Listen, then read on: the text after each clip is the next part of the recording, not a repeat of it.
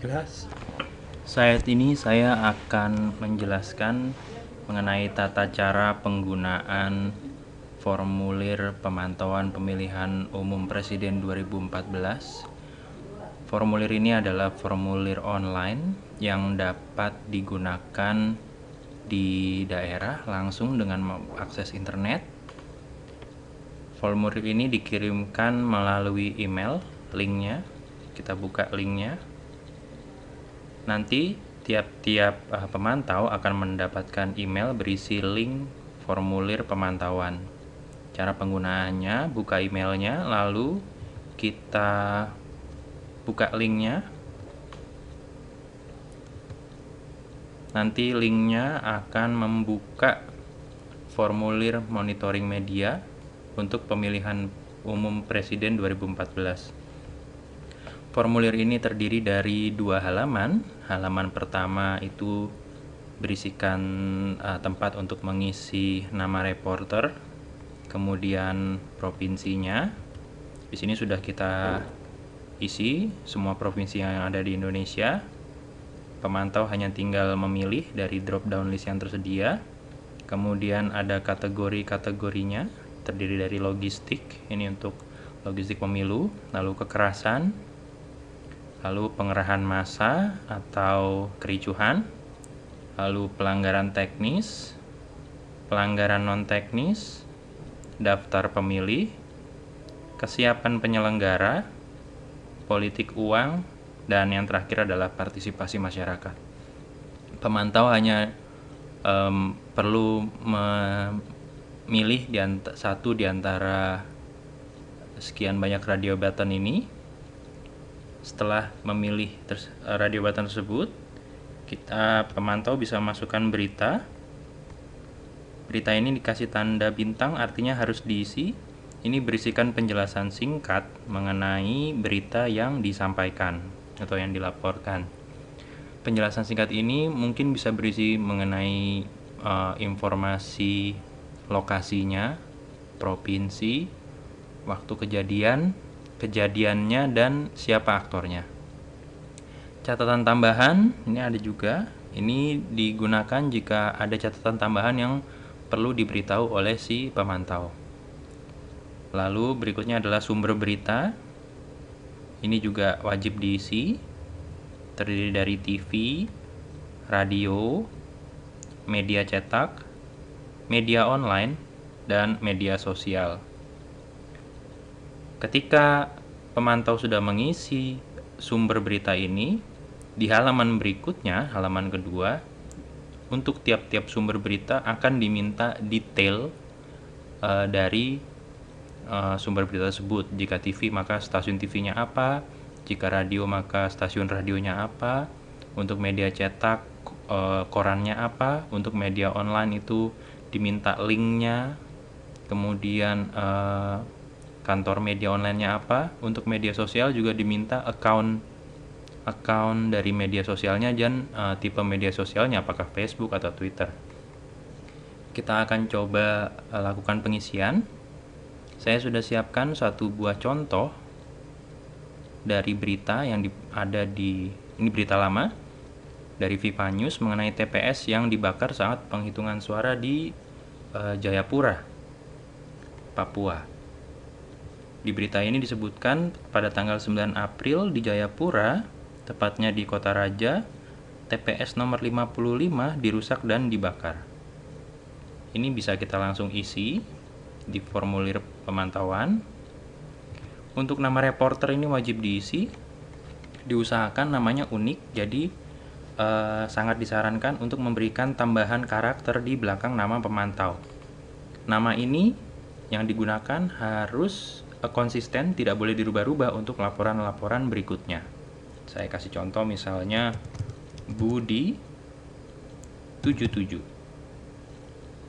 Ini nanti Budi 77 akan digunakan lagi pada saat melaporkan berita-berita berikutnya. Provinsinya tadi Jayapura itu masuk ke Papua. Kategorinya karena tadi pembakaran itu masuk ke kekerasan. Beritanya secara singkat saja di daerah Kota Raja. Jayapura, Papua, TPS nomor 55 dirusak dan dibakar. Lalu di kolom catatan, kotak catatan tidak saya isi. Jika ada tambahan bisa ditambahkan, misalnya mungkin berapa orang yang terluka, atau ini merupakan imbas dari apa misalnya. Nah, untuk sumbernya sendiri, karena saya dapatkan dari media online, maka saya pilih media online. Setelah selesai, kita lanjut ke halaman kedua dengan menekan tombol continue. Kita tekan tombol continue. Kita akan pergi ke halaman 2. Nah, di halaman 2 ini ada tempat untuk mengisi link dari berita media online. Kita ke tab beritanya tadi, lalu kita copy linknya, lalu di paste di kotak yang sudah disediakan. Nah, untuk kantor beritanya sendiri sudah kami sediakan, namun bila mana kantor berita sumber beritanya tidak ada di sini, kita bisa menempatkannya di kotak others. Di sini tidak ada Viva News, maka kita pilih others, lalu kita masukkan vivanews.com. Setelah selesai, kita lanjutkan dengan menekan tombol continue. Tombol ini akan membawa kita ke lembaran submission atau lembaran untuk mensubmit dari berita. Jika ada yang mau diulang, maka kita tekan tombol back. Jika sudah lengkap, kita bisa tekan tombol submit untuk memasukkan berita ini. Tekan tombol submit. Setelah kita tekan tombol submit, kita akan dibawa ke tombol konfirmasi, pemberitahuan bahwa berita yang kita kirimkan sudah terkirim ke server. Demikian, satu berita sudah berhasil kita masukkan. Jika teman-teman ingin memasukkan berita baru, bisa mengklik tombol atau link submit another response yang akan memunculkan formnya lagi yang baru atau masih kosong. Kita klik tombolnya, ya. Itu tadi untuk sumber yang berbentuk media online. Untuk sumber-sumber yang lain kurang lebih sama, cuma di halaman kedua itu layoutnya berbeda-beda. Ada beberapa informasi yang dibutuhkan formatnya berbeda. Kita ambil contoh, kita masuk lagi pakai account kita yang tadi, Budi77. Provinsinya masih sama, Papua. Misalnya kita logistik, kategorinya, beritanya misalnya TPS nomor 07, logistik belum sampai